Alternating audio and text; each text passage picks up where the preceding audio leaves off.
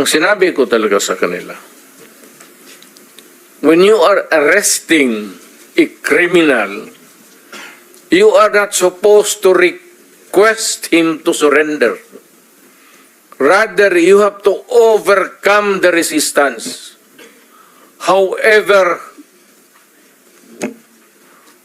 pag ayaw, it's the duty of the police is to overcome the resistance kung ayaw mag-surrender. At kung may baril,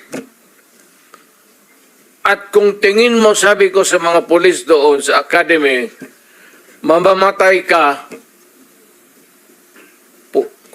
barilin mo sa ulo, patayin mo at least one less criminal in the community. Yun ang utos ko.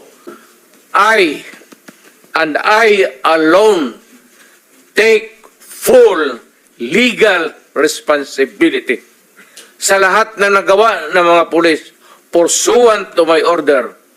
Ako ang managot.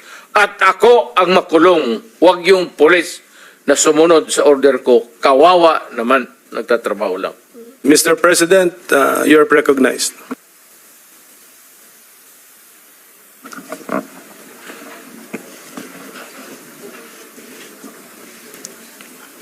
Before anything else, Senator, I'd like to thank the committee for inviting me para once and for all malaman natin ang totoo. So, I would like to request sa inyo na huwag ninyo akong ituring president or kaibigan. Treat me as a witness and tignan natin kung lalabas yung totoo. So, with your permission, at maraming salamat po sa inyong lahat for inviting me. I'd like to start my mandate as President of the Republic was to protect the country and the Filipino people. Do not question my policies because I offer no apologies, no excuses. I did what I had to do. And whether you believe it or not, I did it for my country. The war on illegal drugs is not about killing people. It is about protecting the innocent and the defenseless. The war on drugs is about the eradication of illegal substances such as shabu, cocaine, heroin, marijuana, party drugs, and the like, as a menace which ruins people, families, communities, and relationships, and tears apart the social fabric which binds society together in peace, harmony, and brotherhood. It is not unlike slogans which serve as calls for a better future, such as the war on waste, war on corruption, and war against climate change. I have always viewed people addicted to illegal drugs as victims and patients requiring medical help and not as criminals. That is why when the war on drugs slogan came into being,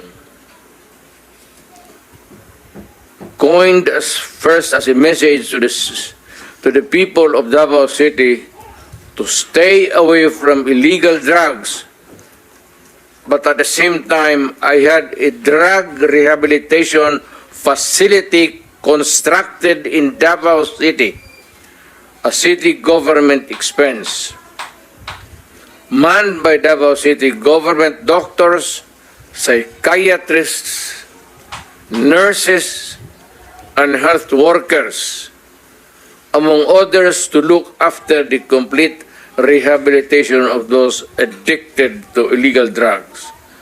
I believe then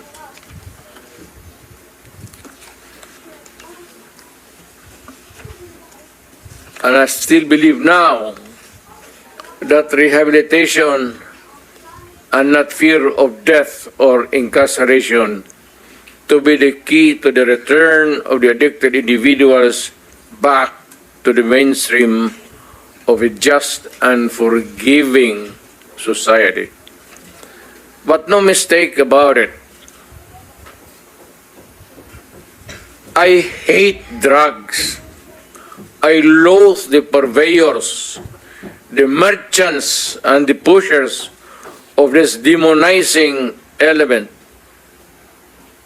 I have not failed to emphasize this from the very day of the campaign when I ran for the presidency in 2016. This was my covenant with the Filipinos who believed in me. And to this day, must still agree with what in government have achieved. It is unfortunate that drug-related crimes are on the rise again. Every day you can read about children being raped, people getting killed and robbed. And just recently, a drug den was raided within the Malacanang complex. This clearly manifests that the purveyors of this menace are back in business.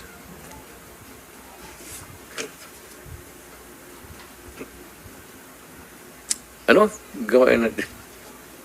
The Filipinos are anxious and distressed. Self-preservation is still the first law of nature. It is instinct. It is recognized in our laws as self-defense. That is why I have always told the police authorities and operatives to be mindful of this basic law of nature. However, I tell them not to abuse their authority and power, and hindi ko talaga pinayagan yung abuso ng pulis o sundalo kailanman sa buong buhay ko, and as mayor for so many years and as president, in the guise of protecting themselves. But when your very life is placed at risk and it can be snuffed out in a matter of seconds, then and only then must you act accordingly. Repel the aggression only in self-defense. Alam mo, matagal ako nagturo sa aming bayan sa Police Academy. When I was a prosecutor, to augment my income noon na bago akong kasal, nagturo ako sa police. Ang sinabi ko talaga sa kanila,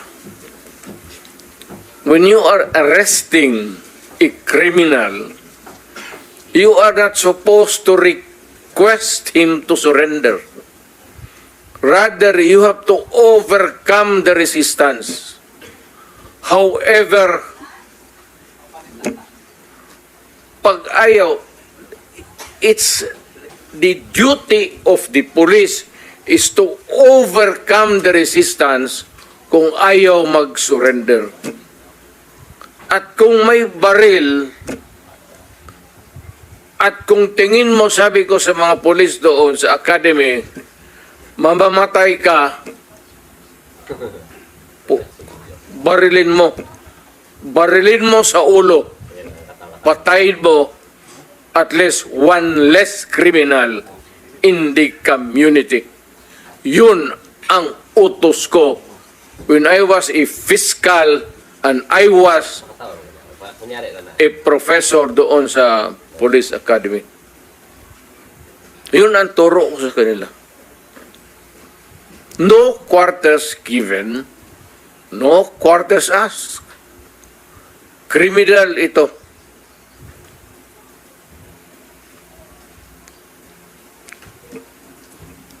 Repel the aggression, only in self-defense. Do not make orphans of your children and widows of your wives. I don't want that in my conscience as mayor and president. Hindi ko mabigat yan sa konsensya ko. I have warned, but before that, my job as president was never easy, and it was not meant to be. I have tried to do the best I can to address the problem of illegal drugs firmly and without compromise. For all of its successes and shortcomings, I alone take full legal responsibility sa lahat na nagawa ng mga pulis pursuant to my order. Ako ang managot at ako ang makulong. Huwag yung pulis na sumunod sa order ko. Kawawa naman, nagtatrabaho lang. Yun ang gusto kong sabihin sa Pilipino at mabutit niyaya ninyo ako dito. Once and for all, yan ang gusto kong sabihin sa tao.